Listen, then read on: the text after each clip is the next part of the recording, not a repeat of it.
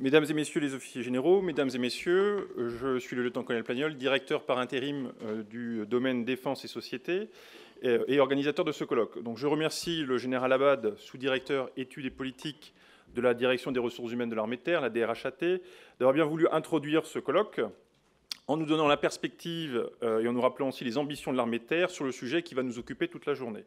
Alors, je ne vais pas revenir sur la problématique générale de la journée qui vous a été présentée ce matin par notre secrétaire général, la contrôleuse des armées, Marie-Noëlle Quillot. Mais avant de laisser place à la première table ronde, je voudrais néanmoins revenir sur le déroulé général de la journée. Donc, celle-ci est divisée en 4 tables rondes. Donc, je vous laisse relire les différents titres des tables rondes. Donc, dans une première table ronde, nous allons faire un point de situation de l'intégration des femmes militaires dans les armées de 3 pays occidentaux, dans l'ordre Canada, France, États-Unis. Ah, pardon. Que se passe-t-il ?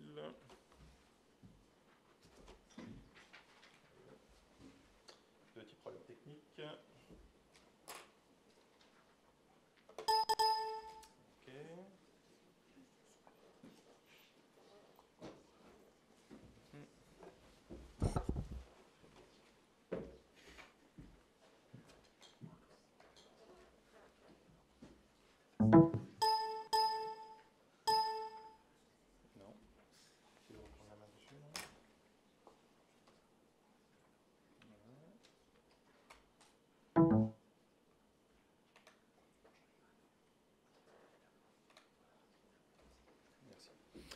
Désolé pour cette interruption technique. Donc, comme vous pouvez lire maintenant sur la diapo, donc, première table ronde, nous ferons un point de situation de l'intégration des femmes dans 3 pays occidentaux, dans l'ordre le Canada, la France et les États-Unis. Après une courte pause, lors d'une deuxième table ronde, nous aborderons la question de la complémentarité homme-femme, et notamment sous l'angle de l'impact que cela peut avoir en opération. Après la pause du déjeuner, la troisième table ronde, nous ferons un point de situation sur les actions à mettre en œuvre pour donner à une majorité de femmes la possibilité de mener une carrière militaire. Et quatrième table ronde, nous terminerons par une table ronde grand témoin où nous aurons des intervenantes de différentes armées, la gendarmerie, l'armée de terre, le service de santé des armées, mais aussi l'US Army. Voilà. La conclusion scientifique de la journée sera faite par le docteur Claude Weber, qui est maître de conférence en sociologie aux écoles militaires de Saint-Cyr-Couët-Quidan, qui est aussi, parce que c'est officiel depuis le 1er février, membre du conseil scientifique de l'IRSEM. Enfin, la conclusion générale de la journée sera faite en toute fin d'après-midi par Madame Patricia Adam, qui est présidente de la Commission de la Défense nationale et des Forces armées de l'Assemblée nationale. Alors, pour votre information, le colloque est filmé, donc vous retrouverez dans quelques jours, sauf problème technique de dernière minute, l'ensemble des tables rondes, alors sans la partie questions-réponses, sur Internet, mais aussi sur Intradef. Donc j'insiste bien, il y a uniquement les parties de table ronde. Donc si vous avez des questions à poser, n'hésitez pas, vos questions ne seront pas sur Internet ou sur Intradef. Par ailleurs, deuxième point important, d'ici l'été, les communications auxquelles vous allez assister aujourd'hui seront éditées, seront publiées sous forme d'un cahier spécial de la revue de défense nationale. Voilà. De toute façon, il y aura des communications sur les réseaux sociaux de l'IRSEM pour vous dire lorsque les vidéos seront en ligne, ainsi que le cahier de la RDN. Voilà. Sans plus attendre, je vous propose de débuter avec la première table ronde. Donc, j'invite le modérateur, le professeur Jean-Vincent Hollande, qui est notre directeur scientifique, ainsi que les 2 intervenants à me rejoindre sur l'estrade. Et je vous souhaite de passer une excellente journée et un excellent colloque. Merci.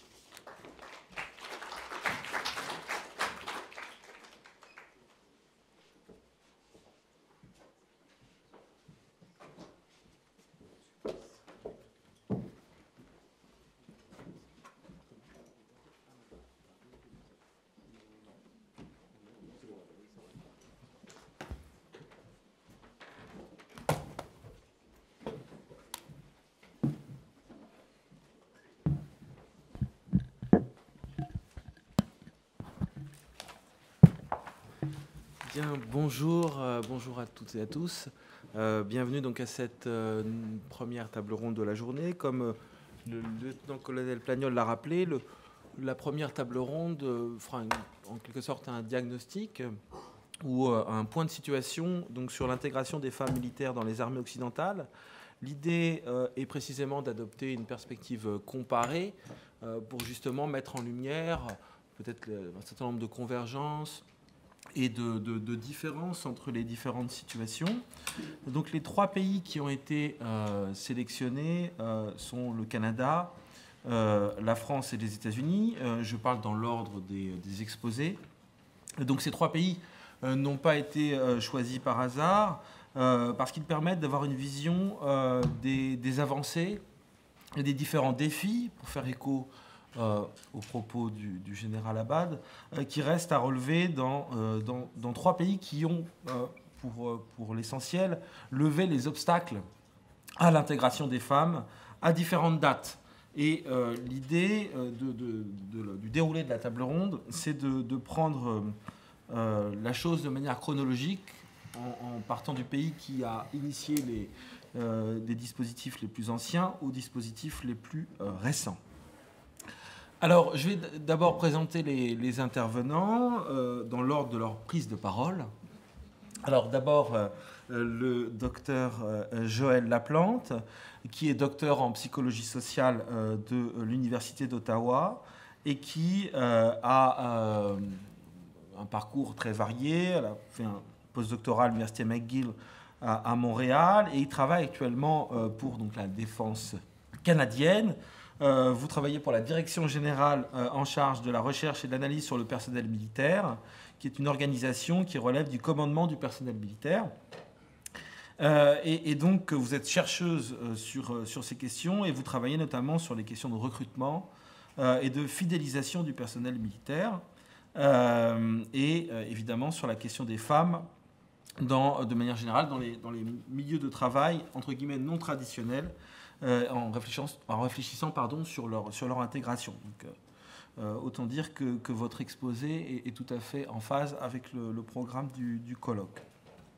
Ensuite, nous écouterons donc Mathias Surat, qui est docteur en sociologie de l'EHESS, qui a fait une thèse soutenue, je crois, par le ministère de la Défense, qui porte sur l'entraînement des fantassins et le travail des militaires. Il a réalisé un certain nombre de post-doctorats, d'abord au CNRS, précisément un post-doctorat qui portait sur les parcours professionnels de femmes dans l'armée de terre. Et il est actuellement en post-doctorat à l'INED, où il travaille sur les carrières et les reconversions des militaires de l'armée de terre. Et je précise qu'il est chercheur associé ou chercheur invité. On est en train de faire évoluer les statuts à l'IRSEM, mais disons l'équivalent dans un laboratoire de recherche de chercheur associé, c'est-à-dire qu'il contribue aux travaux qui sont menés dans le domaine défense et société, qui est actuellement dirigé par le lieutenant-colonel Plagnol. Et enfin, précisément, donc en troisième position dans la liste des exposés, le lieutenant-colonel Arnaud Plagnol, qui est un officier saint-cyrien de l'arme du train et qui est évidemment l'organisateur de ce colloque et une organisation, je tiens à le dire ici, à le saluer, vraiment parfaite dans la manière de concevoir le colloque et de penser cette question importante en ce jour important, donc Journée internationale du droit des femmes. Alors, il a eu une première partie de carrière opérationnelle en unité de circulation routière avec des opérations extérieures en Bosnie, au Sahara occidental et à Haïti. Ensuite, après l'école de guerre, il a suivi sa scolarité à l'école de guerre aux États-Unis. Il est très bon connaisseur donc des forces armées américaines et son exposé précisément portera sur les États-Unis. Et aux États-Unis, il a occupé pendant 3 ans un poste d'officier de liaison au sein d'un état-major logistique américain situé en Virginie. Il a également occupé des fonctions d'encadrement et d'enseignement au collège de l'enseignement supérieur de l'armée de terre.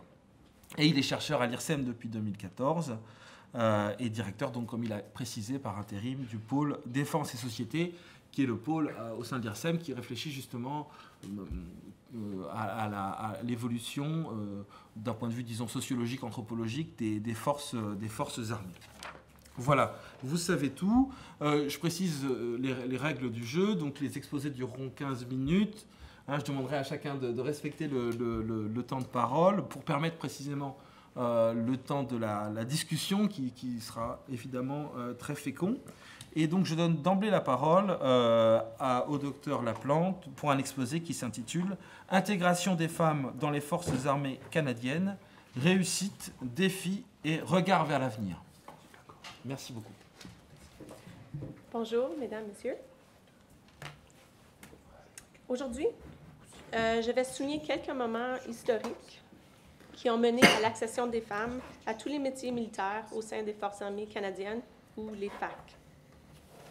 Je vais décrire la situation actuelle pour les membres féminins des FAC, les objectifs ambitieux de représentation qui ont été établis par la direction des FAC, et je vais décrire certaines initiatives proposées pour faciliter l'atteinte de ces objectifs. Parfait, merci. Donc, quelques points saillants de la participation des femmes dans les FAC. C'est en 1885 que les premières femmes reconnues comme étant membres des forces armées ont joué un rôle en tant qu'infirmières dans le rébellion du Nord-Ouest. Je vais accélérer, je vais sauter à 1967.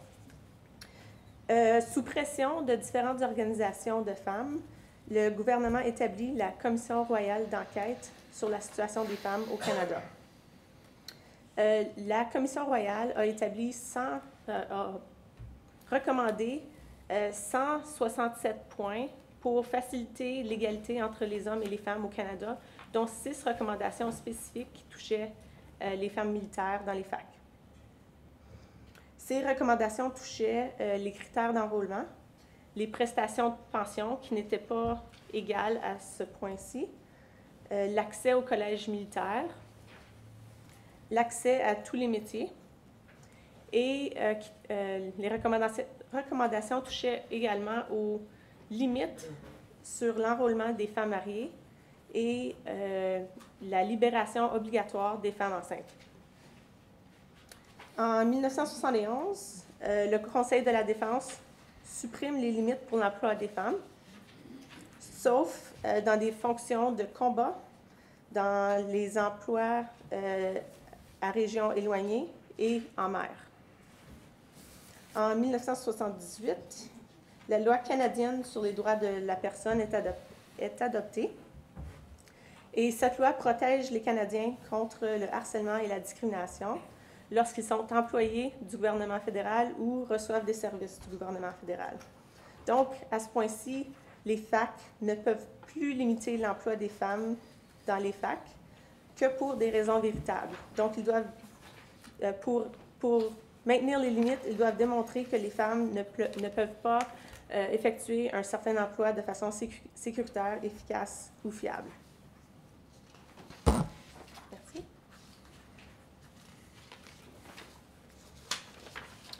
En 1982, ici un point marquant, la Charte canadienne des droits et libertés est adoptée et fait partie de la loi constitutionnelle.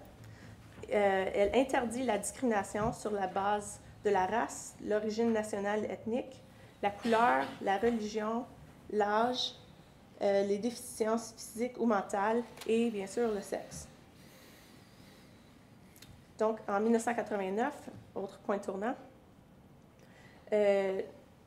avant 89, entre 1981 et 84, 4 plaintes de discrimination à l'égard des Forces armées canadiennes ont été portées, 3 par des femmes, 1 par un homme, indiquant qu'il y avait de la discrimination à l'égard de l'attribution des opportunités de formation ou au niveau des déploiements. Le Tribunal canadien des droits de la personne rend sa décision en 1989 et indique que les Forces armées canadiennes doivent procéder à l'intégration des femmes dans une période de 10 ans. Donc, motivées par cette décision du tribunal, les restrictions sont tombées, sauf dans le cas des rôles dans les sous-marins et comme aumônier ordonné. En 2001, le chef, 1995, la loi sur l'équité en matière d'emploi exige que l'équité en emploi doit être atteinte dans les milieux de travail et aide à corriger les désavantages vécus par les membres de groupes désignés. Et les groupes désignés par la loi sont les femmes, les minorités visibles, les autochtones et les personnes handicapées. En 2001, le chef d'état-major de la Défense annonce que les femmes pourront désormais servir dans les sous-marins, donc la dernière limite est soulevée. Et depuis, une longue série de premières a été documentée et continue de se produire de nos jours. À titre d'exemple, en 2015, le lieutenant-général Christine Whitecross devient la première femme promue à ce grade et la première femme commandant du commandement du personnel militaire. Elle remplira maintenant le rôle de commandant du Collège de défense de l'OTAN à Rome. Maintenant, la situation actuelle. La représentation des femmes au sein des facs de nos jours, elle représente 15 % de la population des facs, soit 14,3 % de la force régulière et 16,5 % de la première réserve. Il s'agit d'une progression constante, relativement constante depuis les 3 dernières décennies. Toutefois, la représentation, la ligne rouge, la représentation des femmes comme officiers de la force régulière a augmenté encore plus rapidement. Les femmes continuent d'être bien représentées dans les rôles traditionnellement occupés par des femmes, par exemple les soins médicaux, les soins dentaires, le travail de bureau, et sous-représentées dans les rôles traditionnellement occupés par les hommes, comme les professions des armes de combat. En février 2016, les femmes représentaient 3,9 % du personnel des armes de combat. Représentation des femmes au sein du leadership. Au cours de la dernière décennie, nous avons vu une augmentation du nombre de femmes qui atteignent les grades d'officier supérieur. On peut voir dans la colonne de droite les pourcentages actuels. On remarque qu'à partir du rang de lieutenant-colonel, la représentation des femmes est inférieure à la moyenne générale. Toutefois, la tendance au cours des années est que la représentation augmente. Toutefois, on doit noter qu'il y a un certain délai pour que la représentation élevée des niveaux, des grades au bas de la hiérarchie, un certain délai est nécessaire pour que cette représentation élevée atteigne les rangs supérieurs. Le taux d'attrition pour les hommes et les femmes dans les facs. Les femmes officiers de la force régulière, donc le graphique du haut, ont actuellement un taux d'attrition inférieur à celui des hommes, soit 4,8 % des femmes par rapport à 6,5 % des hommes. Le graphique du bas, les femmes militaires du rang de la force régulière affichent des tendances similaires à celles des hommes. Leur taux d'attrition actuel est inférieur de 0,2 % à celle des hommes.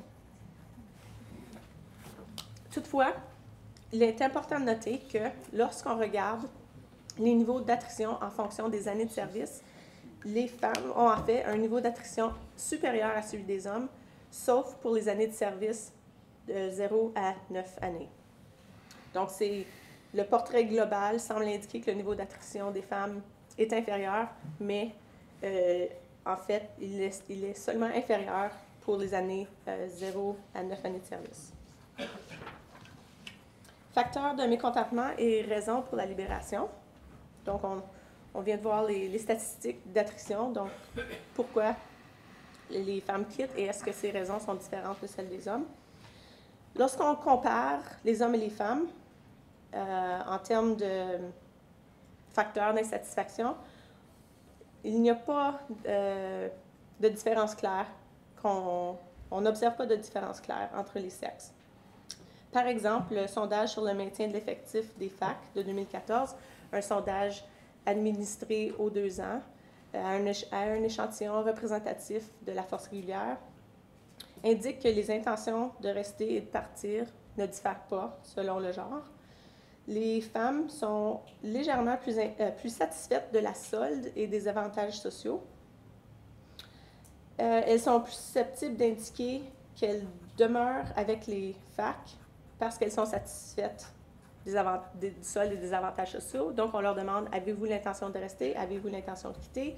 Si vous avez l'intention de rester, quelles sont vos raisons?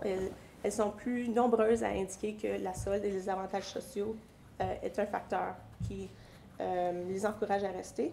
Et les femmes qui indiquaient penser quitter les FAC sont plus susceptibles de dire que l'amélioration des décisions par rapport aux affectations les convaincrait de rester. Et moins susceptibles d'indiquer que augmenter la solde les convaincrait de rester. Le questionnaire de départ des FAC, donc un sondage administré aux membres de la force régulière qui quittent volontairement. Encore ici, pas de grande différence entre les hommes et les femmes. Pour accélérer, l'essentiel, c'est que là où il y a des différences, les différences sont minimes et ces différences ne sont pas au niveau des facteurs d'insatisfaction des hommes et des femmes. Donc, il y a des petites différences, mais ce ne sont pas les grands facteurs d'insatisfaction. Oui. Donc, où vont les FAC à partir de ce point-ci? Quel est le plan et l'objectif? Donc, la loi sur l'équité en matière d'emploi demande aux employeurs de maintenir des taux de représentation qui sont au moins aussi élevés que sur le marché du travail. Donc, on demande aux FAC de comparer les métiers au sein des FAC à des métiers semblables sur le marché du travail et d'assurer une représentation des femmes minimale équivalente au marché du travail. La Commission canadienne des droits de la personne vérifie le respect de l'équité en matière d'emploi de tous les employeurs publics. Et la Commission canadienne encourage des objectifs qui assurent une représentation minimale similaire à celle du marché du travail, mais qui vont au-delà de cette représentation minimale pour démontrer que les employeurs sont suffisamment ambitieux et démontrent leur engagement envers l'équité en matière d'emploi. Donc, l'objectif actuel pour la représentation des femmes est de 25,1 %. Nous en sommes à 15 % aujourd'hui. L'objectif est de 25,1 %. Cet objectif a été établi suite à une analyse de la main-d'œuvre canadienne en 2010 qui comparait les femmes dans des métiers similaires. Et le chiffre qui est sorti de cette analyse de la main-d'œuvre est de 25,1 %. Le chef d'État-major de la Défense a approuvé l'objectif de 25,1 % et a indiqué qu'il sera atteint dans 10 ans.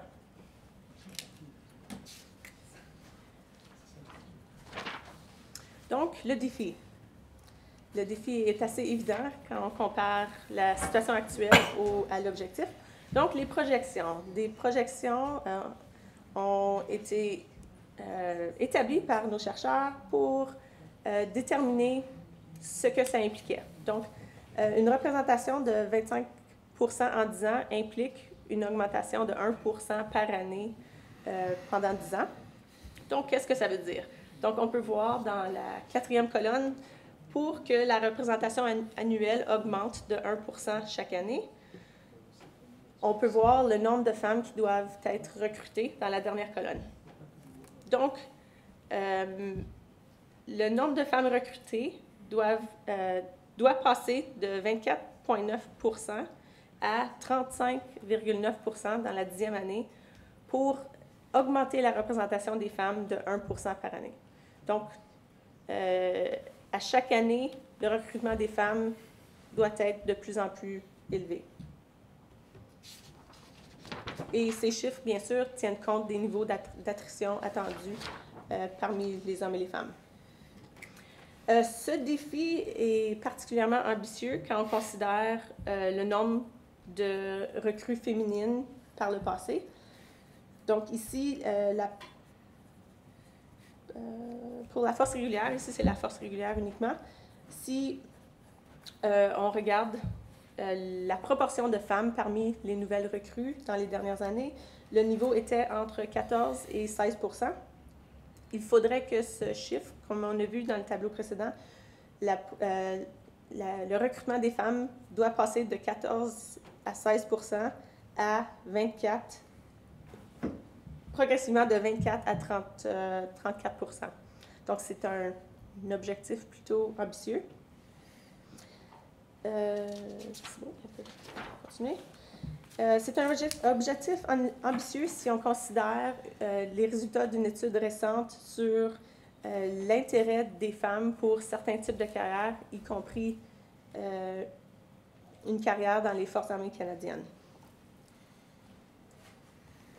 L'étude a démontré que 83 % des femmes canadiennes disent qu'elles ne souhaiteraient pas entreprendre une carrière dans les Forces armées, ce qui laisse une proportion de 17 % des femmes qui le considèrent au moins légèrement.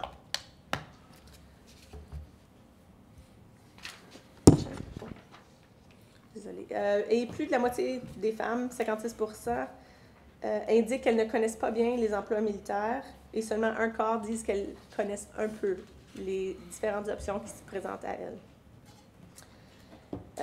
Cette étude a aussi demandé aux femmes quel domaine de carrière leur suscitait le moins d'intérêt chez elles. Et les 3 domaines qui sont ressortis le plus fréquemment étaient les mines à 20 %, les forces armées à 11 % et le travail dans les banques ou en finance à 11 %. Et en leur demandant quels aspects de ces domaines les intéressaient le moins, elles ont indiqué, on voit au haut du tableau, le travail physiquement dangereux, la conciliation travail-vie personnelle, le fait de déménager loin, tous des facteurs importants à considérer pour une carrière militaire. Donc, augmenter la sensibilisation au sujet de la gamme de possibilités de carrière dans les facs est fondamental. Lorsqu'on a demandé aux femmes si elles considéraient une carrière dans les Forces armées canadiennes, si elles pouvaient exercer leur métier de choix dans les Forces armées canadiennes, le nombre de femmes qui considéraient une carrière militaire a triplé. Autre défi, d'autres défis sont beaucoup plus complexes, comme par exemple l'attention publique récente au sujet de l'inconduite sexuelle au sein des facs et la réponse subséquente de l'organisation avec l'opération Honor a suscité l'intérêt du public. Cela peut contribuer à forger une opinion négative au sujet de la nature du service militaire. Donc, au moment où les forces indiquent leur engagement d'augmenter la représentation des femmes, l'attention publique dans les médias tourne autour de l'inconduite sexuelle et de l'opération Honor pour éliminer les comportements négatifs à cet égard. Donc, on peut s'imaginer que cela pourra avoir une incidence sur la capacité des facs à attirer et recruter des femmes. Pour sauver du temps, je vais sauter celui-là. Je vais parler des initiatives passées, je vais parler des initiatives à venir. Donc, plusieurs initiatives sont proposées, soit en cours, soit en mode de planification, pour tenter d'augmenter la représentation des femmes. Donc, une campagne de recrutement, de publicité et de marketing axée sur les femmes. Donc, pour sensibiliser les femmes à la diversité des types de carrières qui s'offrent à elles. Un sommet de recrutement pour les femmes. Cette initiative a pour but d'organiser un important sommet pour le recrutement à Ottawa avec des Canadiens, des organisations et des établissements universitaires d'envergure. La transformation du personnel de recrutement. Ici, il s'agit d'augmenter la représentation des groupes ciblés par l'équité en matière d'emploi, donc augmenter la représentation des femmes, des minorités visibles, des Autochtones au sein du groupe de recrutement des forces canadiennes, donc augmenter leur visibilité de sorte à attirer une clientèle plus diversifiée. Les femmes dans les forces, c'est un programme d'enrôlement des femmes dans les forces. Donc, il s'agit d'un programme de 3 jours ou 10 jours où les femmes peuvent participer à ce programme pour avoir un aperçu de la vie militaire, entendre des témoignages de femmes militaires, avoir un aperçu du processus de sélection, vraiment une familiarisation générale à l'égard de la vie militaire. C'est un projet pilote qui va être lancé cet été, et si le projet pilote va bien, le programme va être lancé à travers le Canada. La réouverture des dossiers fermés. Ici, il s'agit de contacter les femmes qui ont commencé, mais qui n'ont pas achevé le processus de demande pour joindre les rangs des Forces armées canadiennes. Donc, il y a plusieurs demandes qui ont été amorcées, mais jamais complétées. Donc, ici, c'est un pool de candidates qui ont démontré un intérêt au point d'amorcer une demande. Donc, en communiquant avec ces personnes, on peut voir quels étaient les défis ou les raisons d'abandonner et de voir si on pourrait les encourager à compléter leur demande d'admission. Établir une année de transition pour les femmes. Donc, les femmes pourront joindre les rangs des Forces armées canadiennes pendant une année sans service obligatoire à la fin de l'année. Donc, leur permettre de goûter, d'avoir un avant-goût de la vie militaire et décider à la fin de l'année, sans obligation, si elles veulent demeurer. Le traitement prioritaire, ici, il s'agit de donner la priorité aux femmes qui présentent une demande et qui répondent aux exigences d'enrôlement. Donc, les critères sont les mêmes. Si une demande rencontre tous les critères, les demandes soumises par des femmes seront traitées en premier pour tenter d'accélérer le processus d'enrôlement qui peut être assez long et ardu. Et finalement, engager des membres libérés. L'objectif ici, c'est d'offrir aux anciennes membres des FAC qui ont été libérés dans les derniers 5 ans la possibilité de revenir à temps plein ou à temps partiel. Donc, beaucoup de femmes, au moment de leur libération, indiquent qu'elles ont quitté pour des raisons personnelles, familiales. Donc, l'objectif, c'est de les contacter et voir si, à ce point-ci, dans leur vie personnelle, est-ce que c'est un bon moment de se rejoindre aux forces. Donc, les forces adoptent présentement une nouvelle stratégie en matière de diversité. Il s'agit d'une stratégie qui passe d'un modèle axé sur la conformité à la loi sur l'équité en matière d'emploi vers un modèle axé sur les valeurs. Donc, la diversité deviendrait une des valeurs des Forces armées canadiennes. En conclusion, les FAC ont ouvert toutes les professions aux femmes il y a plus de 25 ans. La représentation des femmes a augmenté de façon constante. Les FAC sont dévoués à refléter la diversité de la population canadienne et continuent d'investir leurs efforts pour augmenter la représentation. Et on peut voir que les objectifs actuels sont très ambitieux. Et les différentes initiatives en cours en matière de diversité suggèrent qu'un nouveau chapitre sur les femmes sera écrit dans la prochaine décennie. Merci. Merci beaucoup. C'est toujours compliqué d'être le modérateur, on doit couper les exposés, mais j'étais tellement passionné par votre propos que j'en ai oublié la montre. C'était un exposé très intéressant qui a mis en évidence, à travers les questionnaires que vous nous avez présentés, des indications précieuses sur la perception du métier militaire chez les femmes. Et ce que j'ai trouvé particulièrement intéressant, c'est que cette perception est différente selon qu'on est déjà à l'intérieur de l'institution ou selon qu'on éventuellement on est amené à y entrer. Et donc on voit qu'il n'y a pas trop de difficultés au fond sur des questions de genre lorsqu'on est à l'intérieur.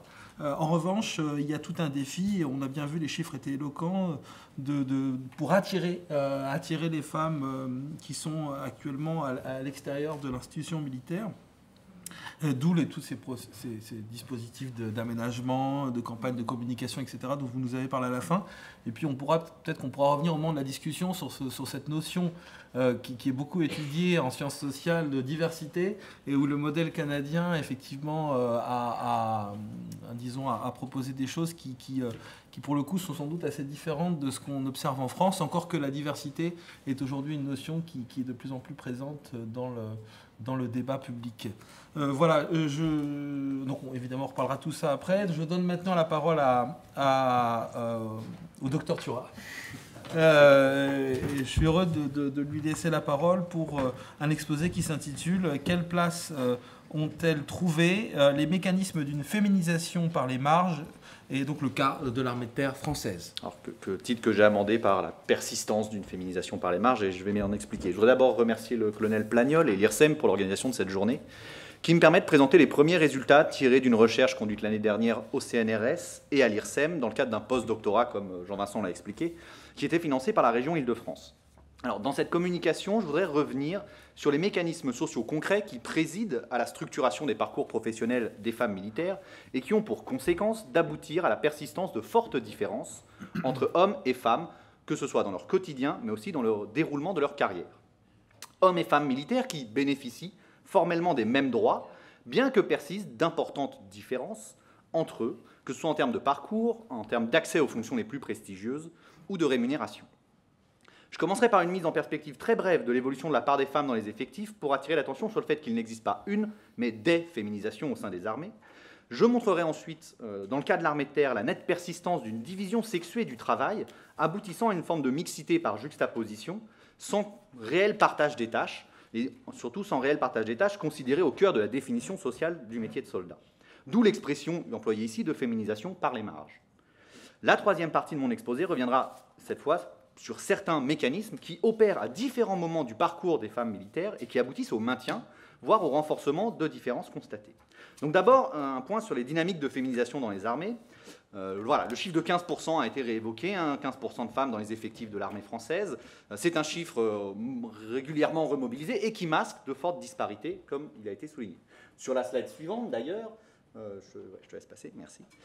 Ce qu'on a appelé finalement la féminisation des armées, c'est une période d'accroissement du pourcentage de femmes dans les effectifs qui s'opère entre 1999 et 2010 et qui suit, en fait, qui part d'environ 5% avec une augmentation et qui se stabilise aux alentours de 15%. Donc on voit ici les dynamiques des différentes courbes. On n'a pas les données avant 99. En tout cas, moi, je n'ai pas eu accès aux données avant 99 au sein des différentes composantes. Et ici, j'ai pris les 3 composantes principales, terre, air, mer. Dans le cas de l'armée de terre, d'ailleurs, on constate même une légère régression, puis une stagnation du taux de féminisation dans les dernières années.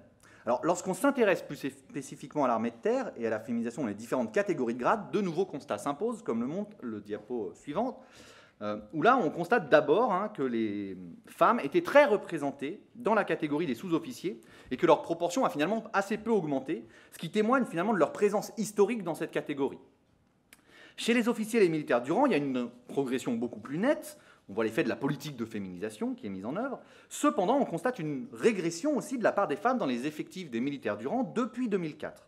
Comme s'il y avait eu un appel d'air au moment de la professionnalisation des armées, puis un ajustement progressif et un retour au-dessous de 10%. Sur le plan du statut, cette fois, du statut d'embauche, c'est-à-dire de la différence entre le statut de carrière ou sous contrat, des inégalités rarement soulignées apparaissent aussi. Un peu plus d'une femme officier sur 2 sert sous contrat dans l'armée de terre, contre environ 1 officier sur 5. Et la situation est plus égalitaire du côté des sous-officiers, comme le montre la slide suivante.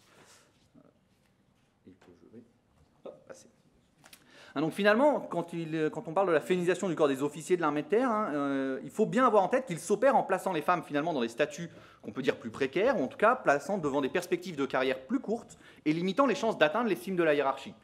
Et je pense que là, il y a quelque chose à réfléchir en termes du fait qu'on constate une plus faible pénétration des femmes en haut de la hiérarchie. C'est peut-être lié à ce recrutement sous contrat. Alors voilà, quelques constats qui invitent juste à réinvestiguer l'histoire de la féminisation des armées, de l'entrée des femmes dans les armées, et les processus récents de féminisation. Mais intéressons-nous maintenant à la répartition de ces femmes dans les différentes familles de métiers militaires, comme l'a déjà évoqué le général Abad lors de son introduction, et donc à la division sexuée du travail militaire. Une femme militaire sur 2 dans l'armée de terre œuvre à des postes rattachés aux spécialités suivantes: santé, communication, administration, ressources humaines et budget-finance, contre un peu moins d'1 sur 10 pour des postes plus directement liés au cœur des spécialités combattantes. Alors j'ai reproduit dans la slide suivante le tableau des 5 spécialités les moins et les 5 spécialités les plus féminisées au sein de l'armée de terre. Alors j'ai mis dehors la spécialité affaires juridiques qui est plus féminisée mais avec de tout petits effectifs. Et là, ce qu'on constate, c'est que malgré l'absence formelle de restrictions dans le choix des spécialités en fonction du sexe, il persiste une nette division sexuée du travail militaire. Les quelques femmes présentes en unité sont toujours très majoritairement derrière des bureaux, afférées à la gestion des effectifs ou des stocks, à la notation, aux ressources humaines, ou bien encore affectées dans les bureaux environnement humain, c'est-à-dire à faire du social. C'est donc un registre très spécifique de tâches qui a été partagé avec les femmes, celles connotées comme féminines et impliquant souvent la mobilisation de compétences sociales considérées comme naturellement féminines, soin des autres, écoute, rigueur scolaire ou minutie. Par contre, les postes qui impliquent la mise en œuvre des compétences socialement construites comme naturellement masculines, l'usage de la force, restent encore très largement du domaine réservé des hommes, à de très rares exceptions près. Elles sont aussi moins souvent projetées, ces femmes, en opération, qui sont pourtant des moments forts qui structurent et qui ponctuent les carrières de leurs homologues masculins. Et lorsqu'elles le sont, moi dans les entretiens que j'ai pu faire, c'est plus souvent en tant qu'éléments détachés, donc isolés par rapport à leur groupe de collègues quotidiens. Et donc aussi, cette moindre probabilité d'être projeté en opération les expose à de moindres primes et donc à l'échelle d'une carrière à de moindres rémunérations. Les différences de rémunération, elles ne se font pas dans la grille indiciaire, mais sur le fait qu'elles aient moins accès à certaines primes. Les femmes militaires apparaissent donc situées, d'une certaine manière, aux marges de ce qui constitue le cœur et de ce qui compose l'image sociale du soldat professionnel, celle du soldat en opération et de préférence le soldat combattant. Alors, l'observation directe au sein des unités permet de dégager ici 2 configurations de mixité dans le travail. Allons sur la question de la mixité. Moi, j'ai en tout cas observé 2 types de configurations. Une première, qu'on observe en administration centrale et en état-major, où on retrouve des femmes qui travaillent en contact avec d'autres femmes, parfois rassemblées dans le même bureau ou dans des bureaux spatialement proches, et qui permettent d'entretenir par moments des sociabilités, une sociabilité entre femmes en tout cas. Dans la seconde configuration, qu'on observe plutôt en unité et plus spécifiquement dans les compagnies ou dans les ateliers, les femmes observées travaillent quasiment exclusivement entourées d'hommes. Elles ont très peu de collègues du même sexe qu'elles, sont de ce point de vue isolées, et surtout elles s'adonnent à des activités qui sont en décalage avec celles auxquelles s'adonnent la majorité de leurs collègues directs. Elles travaillent aussi dans un environnement, finalement, où l'ordre masculin et où les valeurs et pratiques de sociabilité qui y sont associées règnent relativement sans partage. C'est aussi dans ce sens qu'on peut entendre féminisation par les marges, c'est-à-dire que les femmes militaires semblent tendanciellement occuper des marges dans l'organisation, soit concentrées dans des territoires spécifiques, état-major des unités ou état-major d'administration, soit affectées à des postes localement subalternes, ou encore affectées à des tâches considérées comme relativement subalternes dans l'ordre des légitimités professionnelles.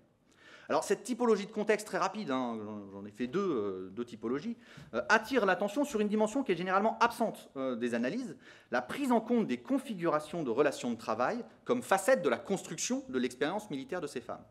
Pour le dire vite, ce n'est pas la même chose d'être une seule femme dans une compagnie d'un régiment très peu féminisé que d'être affectée au sein d'un état-major de régiment avec quelques collègues du même sexe qu'elle, et avec lesquels il est possible d'entretenir un entre-soi féminin, même ponctuellement, ou d'être affectée dans une administration centrale, dans laquelle la parité est presque atteinte, et où les activités quotidiennes liées au service s'apparentent à celles de n'importe quelle administration.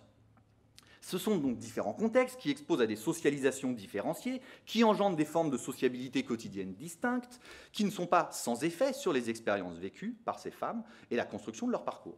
Elles ne produisent pas, ces contextes en tout cas, ne produisent pas les mêmes mises à l'épreuve de leurs compétences, ni de leur habilité, ni de leur motivation, ou de leur ténacité à s'imposer dans un univers masculin. Ce qui m'amène donc au mécanisme sous-jacent de cette distribution et des formes d'asymétrie qu'on peut observer et du maintien dans les marges.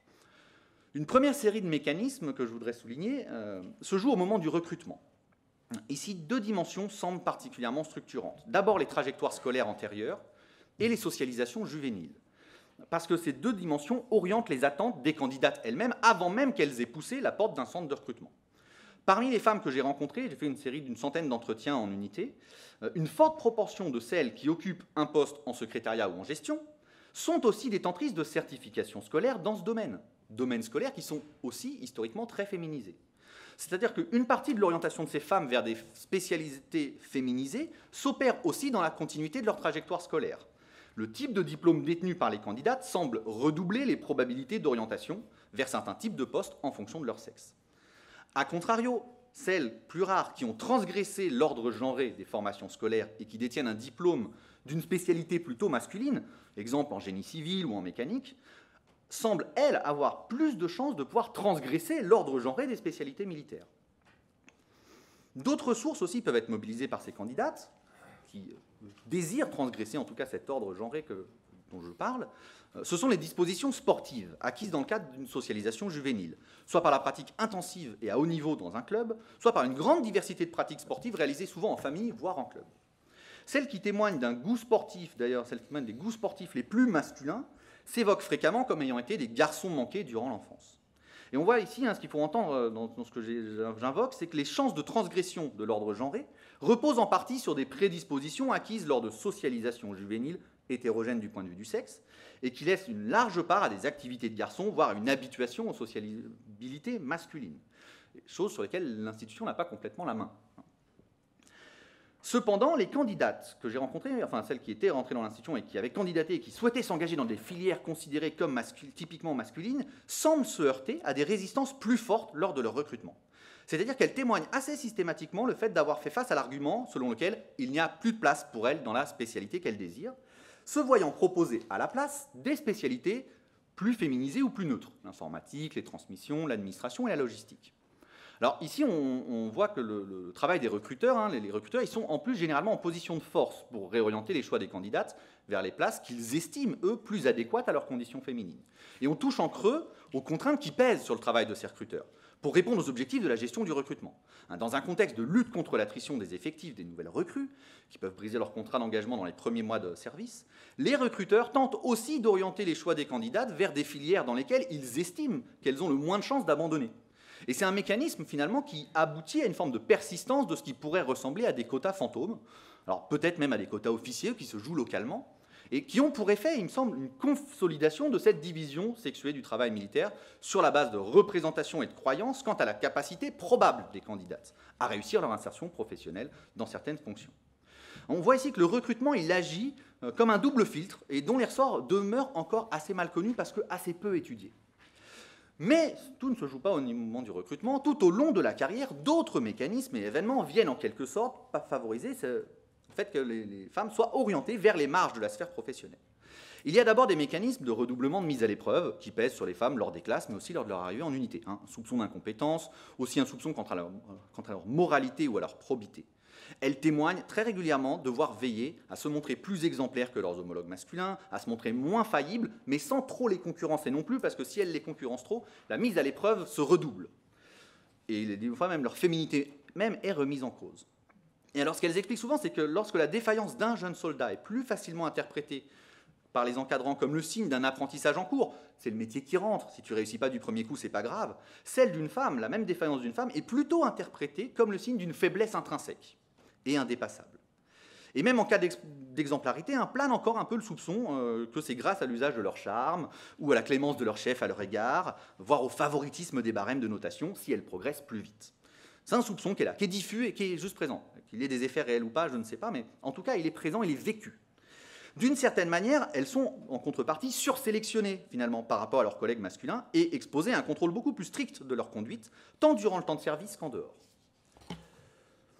Alors, par ailleurs, d'autres mécanismes les écartent progressivement des postes considérés comme au cœur de la fonction militaire. D'abord, il y a un mécanisme qui s'observe chez celles qui ont réussi à accéder à ces places, qui sont généralement dévolues aux hommes. Et ce premier mécanisme, c'est la première maternité, qui généralement signe le glas pour elles d'une carrière combattante et le basculement vers des fonctions de secrétariat. Tout se passe comme si les femmes militaires devenues mères se trouvaient exposées à un nouvel ordre de contraintes qui les incitait d'autant plus à envisager une réorientation. Alors, elles invoquent plusieurs raisons à cela. Elles pour elles-mêmes. Un changement de priorité, la volonté de se dédier à leur vie de famille, la crainte plus élevée de l'accident, une impression de fatigue et d'usure plus rapide. Bref, elle a tout un registre de motifs et d'impressions vécues. Cependant, et à ce moment-là, un poste en bureau leur semble une alternative enviable dans la mesure où il l'expose moins à certaines astreintes et assure plus de régularité dans leurs horaires qui leur permet de plus facilement gérer leur vie de famille. Et donc on retrouve ici aussi en creux l'asymétrie de la division sexuelle du travail au sein des couples en matière d'éducation des enfants. Celles qui sont en couple avec un militaire, d'ailleurs, citent fréquemment une longue liste de déploiements vécus par leur mari, contre 1 ou 2 pour elles-mêmes. Et lorsque leur conjoint est en opération, ces femmes se retrouvent pleinement renvoyées à la gestion des impératifs de la sphère familiale. Situation beaucoup moins fréquente pour les hommes militaires. D'abord parce qu'ils sont moins souvent en couple avec une femme militaire, par la symétrie des effectifs, mais aussi parce que dans cette configuration, il est moins probable que leur conjointe soit projetée. Certaines expliquent aussi avoir fait le choix de ne plus être disponibles pour partir en opération et ainsi laisser le champ libre à leur mari, au moins le temps que les enfants grandissent. Ce qui, du point de vue de la temporalité d'une carrière de militaire, signifie un réinvestissement sur le tard uniquement. Et plusieurs d'entre elles, d'ailleurs, investissent aussi positivement ce choix. Elles estiment que c'est plus facile pour un homme que pour une femme de laisser ses enfants derrière pendant plusieurs mois. Et enfin, il y a aussi quelques-unes qui, amusées, parfois ironiques, me glissent, et là je cite un entretien, « Quand je vois comment c'est à la maison lorsque je m'absente quelques jours, qu'est-ce que ce sera si je pars 6 mois ?» Et ici, on voit aussi apparaître que la moindre socialisation des hommes aux compétences liées à la gestion domestique et leur moindre investissement dans cette sphère renforce le maintien d'une division sexuée du travail au sein du couple, que les règles de fonctionnement de l'institution viennent redoubler parce qu'écartant d'autant plus ces femmes des marqueurs constitutifs de l'excellence professionnelle. Ici, elles se montrent moins disponibles envers l'institution, elles répondent moins aux impératifs d'éloignement du foyer, chose qui semble être plus aisément remplie par les hommes. Alors un autre mécanisme joue aussi sur l'écartement progressif des femmes des fonctions les plus prestigieuses, c'est la concurrence sur le marché de la promotion interne. Et c'est un autre mécanisme qui les guide parfois à envisager une réorientation. En vue de prendre du grade, en vue de s'assurer une chance de passer des échelons, alors c'est plus vrai pour les militaires du rang et les sous-officiers, là je vous parle plutôt de cette population-là, moins des officiers. Mais en tout cas, dans ce cadre-là, il semble que certaines d'entre elles envisagent un changement de spécialité à des fins un peu stratégiques, s'orientant vers des fonctions administratives. Des arguments qui sont revenus en entretien, c'est « je suis dans une fonction combattante, je suis face à un grand taille-poète d'1,95 m très musclé, c'est lui qui va être choisi comme sergent, je le sais. C'est ce que je connais en plus de mon expérience, tous ceux qui ont été choisis avant comme sergent dans mon unité, pour des fonctions combattantes, étaient des hommes, il n'y a pas du tout de femmes. Donc, si j'ai envie de passer moi-même à des fonctions un peu supérieures, prendre du grade, eh bien je me réoriente, j'ai choisi de me réorienter vers des fonctions administratives où j'ai plus mes chances. Donc, vous voyez un mécanisme aussi qui font une auto-éviction, mais par rapport au fonctionnement routinier des règles de sélection en interne. Enfin, il y a un autre effet là sur lequel je voudrais attirer l'attention. Alors il y aurait d'autres mécanismes qu'on peut déployer, mais dans le temps imparti, je ne peux pas tous les évoquer. Il y en a un autre qui me semble très important parce qu'il est rarement souligné et rarement pointé du doigt. C'est celui de la gestion coordonnée des carrières au sein des couples de militaires. L'application au sein de l'armée de terre d'une règle qu'on appelle follower-leader, qui favorise le conjoint le plus gradé. Donc, dans le cadre de couples de militaires, déclarés auprès de l'institution, statistiquement, en tout cas, alors c'est peut-être pas vrai partout, je ne sais pas, on en discutera. Moi, pour ce que j'ai observé, ce qu'on m'explique, c'est que les femmes militaires m'expliquent, voilà, on est dans cette règle de fonctionnement, et statistiquement, toutes les femmes que j'ai rencontrées qui étaient en couple avec un militaire étaient moins gradées que leur conjoint, l'inverse étant très rare. Et dans ce cas-là, une très large majorité de femmes que j'ai pu rencontrer témoignent finalement d'avoir été dans des parcours plus heurtés, parce que suivant leur conjoint. Elles se trouvent affectées là où elles se déplacent, et elles se font parfois imposer des changements de métier. Et finalement, le fait que cette détermination leader-follower ne semble pas laisser à la discrétion des couples, alors ne semble pas, renforce visiblement toutes les chances d'éviction des femmes, et c'est une variable impossible à moduler pour elles. Et les conjointes sont alors condamnées à demeurer au second plan professionnel par rapport à leurs conjoints. Vous voyez comment aussi un mécanisme qui assure finalement une mutation conjointe pour éviter la séparation des couples a des effets négatifs potentiellement, même s'il y a une égalité formelle derrière. Alors en conclusion, lorsqu'on fait la somme de ces différents mécanismes, on comprend mieux en quoi, il me semble, tout au long du parcours, les règles de fonctionnement de l'organisation, qui sont neutres formellement, participent finalement d'une certaine manière à évincer les femmes des rails d'une carrière exemplaire. Ce qui n'est pas spécifique à l'institution militaire, loin s'en faut, c'est quelque chose qui a été constaté dans plein de domaines professionnels. Mais ça signifie que les règles de l'institution ne favorisent peut-être pas en l'état l'égalité professionnelle, du moins pas complètement. Et de ce point de vue, les armées, d'une certaine manière, dans certaines configurations, contribuent aussi à la reproduction d'inégalités genrées qui caractérisent la société française. Alors, pointer du doigt ces persistances, c'est surtout essayer d'en comprendre les mécanismes de reproduction et de perpétuation. Ça nous permet de se donner, je pense, un horizon, comme horizon en tout cas, une route qu'il reste à parcourir. Donc, je le fais dans un objectif positif. Et il me semble qu'en se livrant à ce travail d'analyse, on replace d'abord l'institution militaire dans la société dans laquelle elle est inscrite, on se donne les moyens de comprendre que des contraintes qui pèsent sur les femmes en général dans la société sont traduites et rencontrent les contraintes liées à la fonction militaire et donc des fois sont redoublées par ces contraintes-là, même si ce n'est pas l'intention de l'institution. Et surtout, on évite de penser l'armée comme un isolat social et on se donne toutes les chances de pouvoir concevoir des dispositifs de correction ou d'atténuation de ces inégalités entre les hommes et les femmes. Et je vous remercie pour votre attention. Merci beaucoup Mathias pour vraiment cet exposé très très stimulant. Et je retiens, il y a beaucoup de choses dans ce que tu as dit et je pense qu'on aura le temps d'en discuter, mais ce que je trouve particulièrement intéressant, au-delà des conclusions que tu présentes, c'est justement le lien entre les conclusions et la méthode que tu as employée. Je retiens deux choses en particulier, le fait de considérer l'institution militaire dans la société dans son ensemble et donc de croiser les méthodes de la sociologie militaire avec la sociologie du travail, la sociologie de la famille. Et dans ce que tu disais à propos du couple, c'était vraiment passionnant. Et la sociologie aussi de l'éducation, puisque tu as bien montré qu'au fond, une des grandes difficultés par rapport au recrutement, c'est la manière dont la division sexuée du travail s'opère au moment de la formation et de l'éducation, etc. Notamment pour tout ce que tu disais par rapport au statut de combattant. Donc merci beaucoup. On aura beaucoup de questions, j'imagine. Le général Abad a noté beaucoup de choses. Et je donne maintenant la parole au lieutenant-colonel Plagnol pour son exposé qui s'intitule, qui porte sur les États-Unis, et qui porte sur l'intégration complète des femmes dans les armées américaines. Où en sommes-nous un an après? Merci Jean-Vincent. Donc, le 24 janvier 2013, Léon Panetta, qui était à l'époque secrétaire américain à la Défense, annonçait la levée des derniers obstacles qui empêchaient l'intégration complète des femmes dans les armées américaines, y compris en ce qui concerne les unités de combat. Alors, cette décision, qui était un peu une surprise, devait prendre effet au plus tard au 1er janvier 2016, à moins que les armées américaines ne présentent devant le Congrès des arguments justifiant de quelconques exceptions. Après 3 années d'études et d'expérimentation, donc de 2013 à 2016, Ash Carter, son successeur au poste de secrétaire à la Défense, annonçait le 3 décembre 2015 que toutes les positions seraient finalement ouvertes aux femmes, et ce, sans exception. Donc concrètement, 220 000 nouveaux postes s'ouvraient donc aux femmes dans les armées américaines.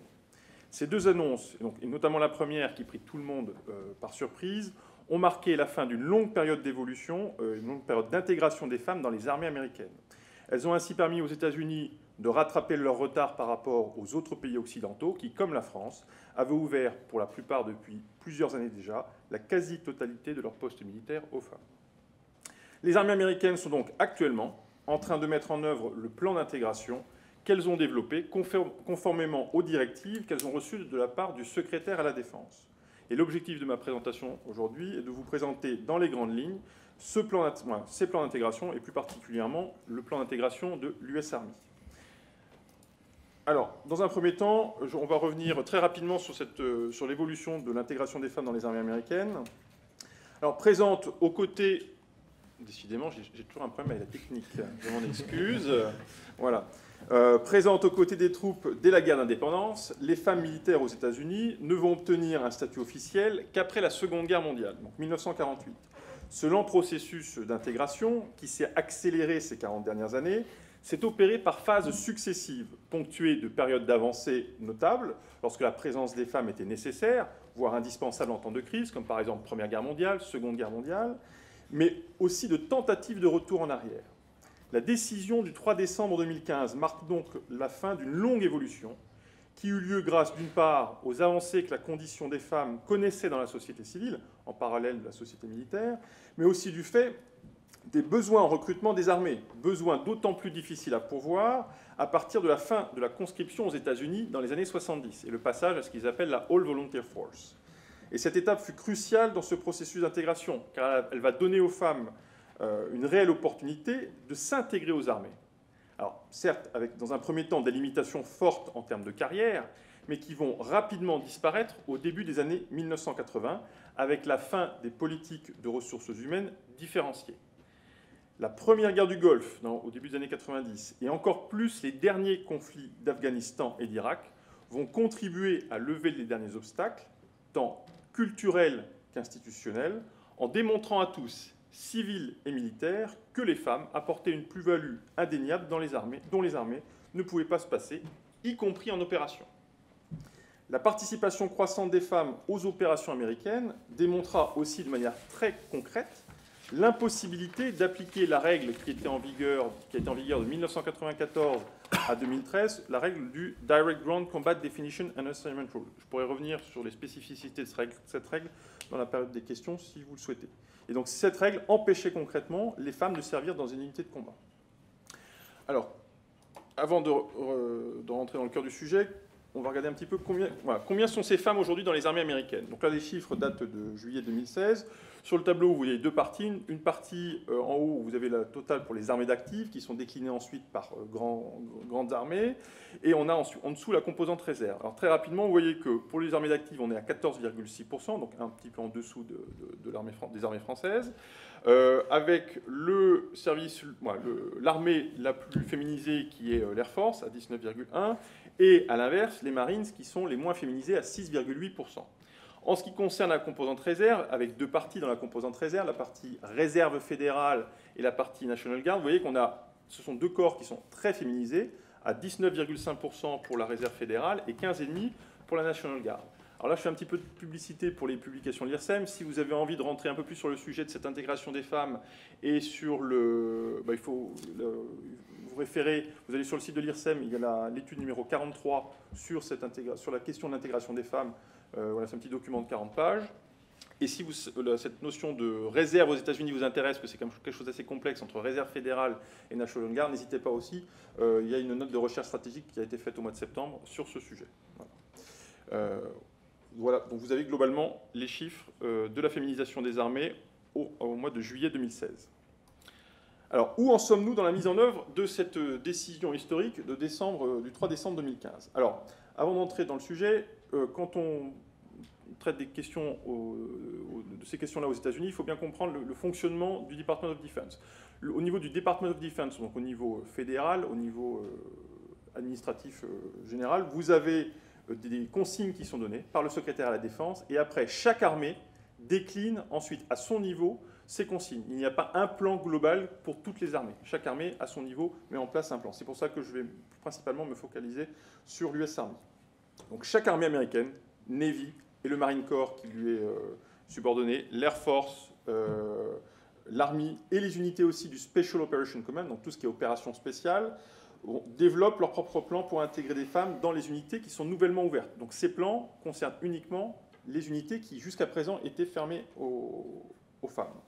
Et cela concerne aussi bien donc, les unités d'actifs que les unités de la composante réserve. Dans le cadre de l'US Army, cette stratégie d'intégration se décline en un véritable plan d'opération, ce qu'on appelle l'Army Gender Integration Plan, qui a été publié le 9 mars 2016 et qui se décline en 4 phases successives. Donc, dans une première phase, on a une phase préparatoire, comme dans toute opération militaire, vous préparez le terrain, qui a pour objectif de mettre en place l'environnement juridique, l'environnement au niveau des politiques RH, l'environnement scientifique aussi, on met en place un certain nombre d'études, l'environnement culturel, parce que c'est un changement de culture, donc il faut mettre en place des actions pédagogiques, toutes ces actions nécessaires à la bonne mise en œuvre de l'intégration des femmes dans des unités qui n'avaient jamais accueilli jusqu'à présent des femmes. Deuxième phase, une phase de mise en formation. Donc après la phase préparatoire, phase de mise en formation, lors de laquelle les premières femmes sont formées, sont envoyées en école, dans des cursus qui leur étaient jusqu'à présent fermés. Là, on est dans une approche leaders first, c'est-à-dire qu'on va commencer par les officiers, puis les sous-officiers, puis les militaires du rang. Troisième phase, une phase de mise en poste en unité opérationnelle. Une fois que les femmes sont formées, qu'elles ont obtenu leur diplôme, elles sont ensuite envoyées dans les unités, donc progressivement. Les officiers, les sous-officiers, et on termine par les militaires du rang. Quatrième phase, une phase de vérification permanente. L'objectif, c'est de vérifier la bonne tenue de la mise en œuvre de cette réforme. Ça va se faire au travers d'un certain nombre d'études, sans oublier aussi le dialogue avec les autres armées. Comme chaque armée met en place son propre plan, l'idée, c'est d'aller voir dans les autres armées ce qu'elles peuvent faire d'intéressant et qu'il y ait un échange de bonnes pratiques. Donc c'est une stratégie d'intégration qui, si on résume, se décline en 5 axes d'effort. Le premier axe d'effort, c'est la modification des procédures de recrutement. Et une question récurrente qui revient, un certain nombre d'intervenants en ont déjà parlé ce matin, c'est la question des tests physiques. Les tests physiques à mettre en place afin de s'assurer que le niveau d'exigence reste le même pour pouvoir accéder aux unités dites de combat. L'objectif n'est pas de baisser le niveau. Pour ce faire, l'US Army a mis en place ce que l'on appelle l'OPAT, l'Occupational Physical Assessment Test, qui est un test qui est passé par les hommes et par les femmes sans que ne soit pris en compte le genre. Le test vise à mesurer les éléments suivants: la force musculaire, l'endurance musculaire, l'endurance cardio-respiratoire, la puissance explosive et la vitesse. Alors concrètement, c'est constitué de quoi? C'est constitué de 4 épreuves. Vous avez un saut en longueur sans élan, un lancer de puissance assis, vous êtes assis, vous devez jeter le plus loin possible un medicine ball. Vous avez des épreuves de deadlift, donc vous avez un poids mort à soulever. Vous avez une épreuve de course d'intervalle en aérobie. Ce test devrait être passé chaque année par 80 000 recrues et cadets. En fonction des résultats que vous avez à ces tests, vous êtes classé dans 4 catégories: Black, Grey, Gold and White. Et par exemple, la catégorie Black concerne les spécialités. Alors, dans les armées américaines, ils appellent ça les Military Occupational Specialty.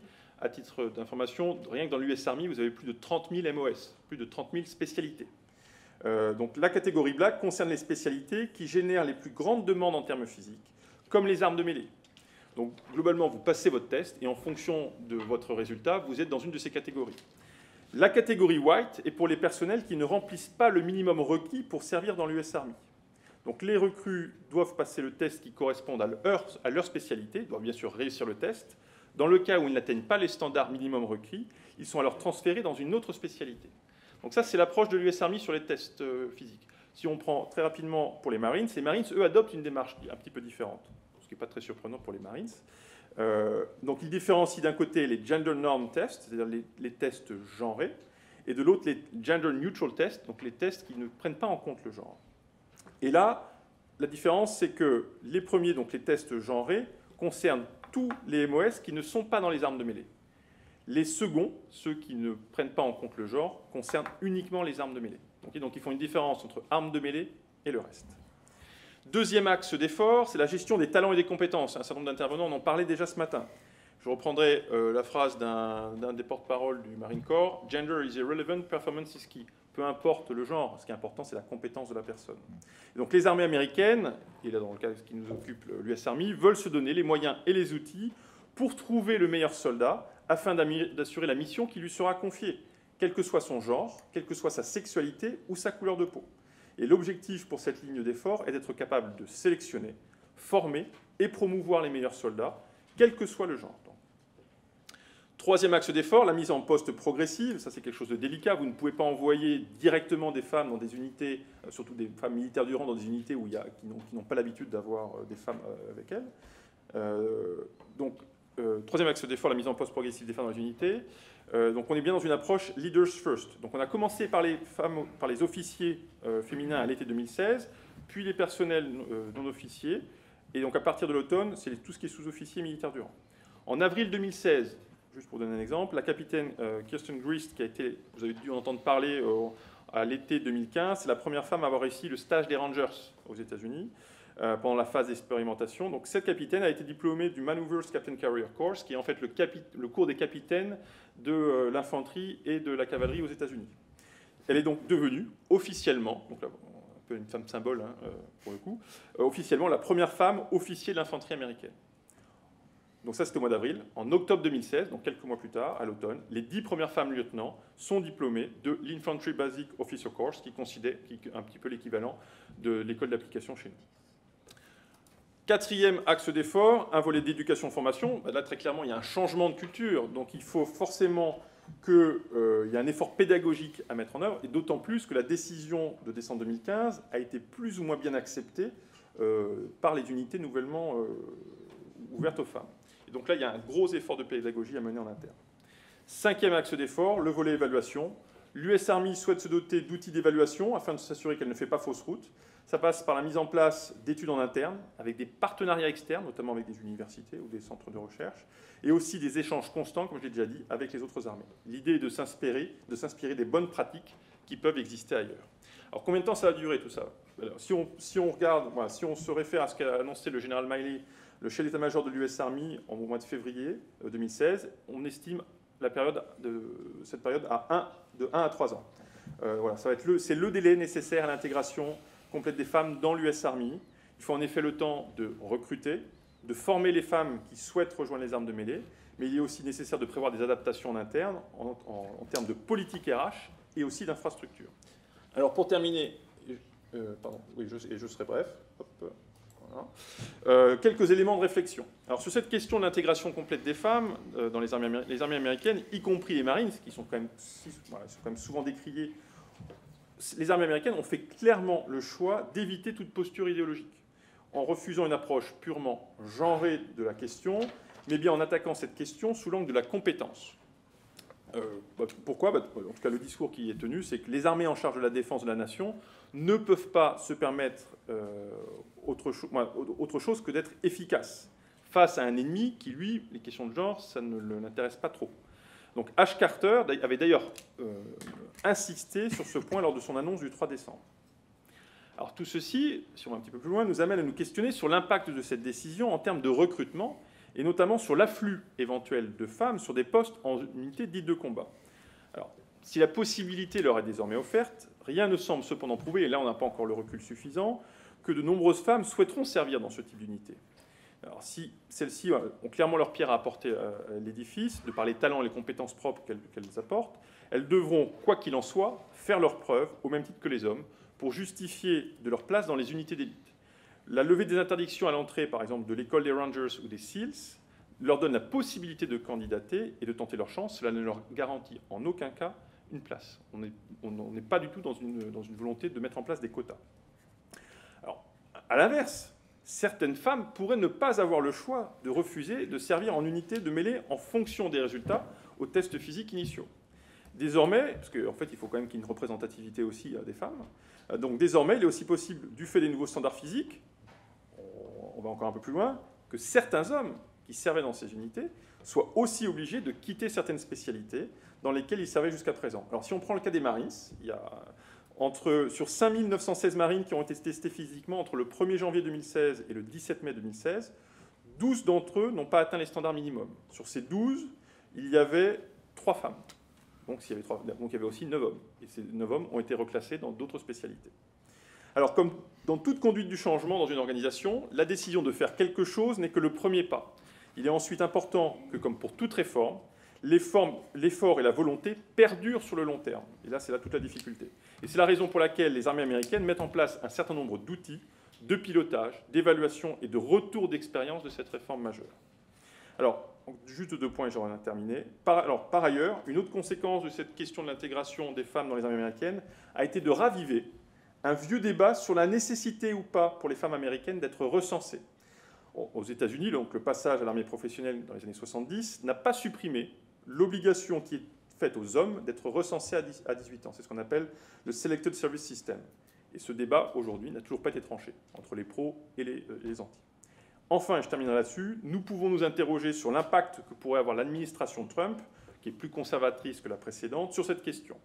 Il ne semble, à l'heure actuelle, ne pas y avoir de remise en cause programmée de la décision prise en décembre 2015, et la question fut clairement posée au général Mattis, donc actuellement qui est secrétaire à la Défense, lors de son audition de confirmation devant le Sénat. Sa réponse fut très claire: « I have no plan to oppose women in any aspect of our military ». Donc il n'y a aucun plan de changement. Voilà.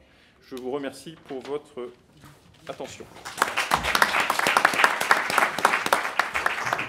Alors, merci beaucoup pour ce dernier exposé. Ce qui est frappant, c'est que dans les 3 cas que nous avons étudiés, on a grosso modo les mêmes proportions, 15% de femmes au sein du personnel militaire. Et puis, ce qui est intéressant aussi, c'est ce que le discours des États-Unis fait écho à ce que vous avez dit, mais en général, à propos de la question de savoir quels sont les critères. Et le critère essentiel, c'est la performance. La performance est la clé, avec évidemment toutes les questions qui ont été soulevées dans les autres exposés, notamment par celui de Mathias Thiora, c'est-à-dire comment on passe de ce discours d'intégration à la gestion, disons, de tous les problèmes sociaux qui sont présents dans une société et qui font que le discours se confronte à des réalités très lourdes et des variables sociologiques très lourdes, notamment en matière d'éducation et d'orientation professionnelle avant le recrutement.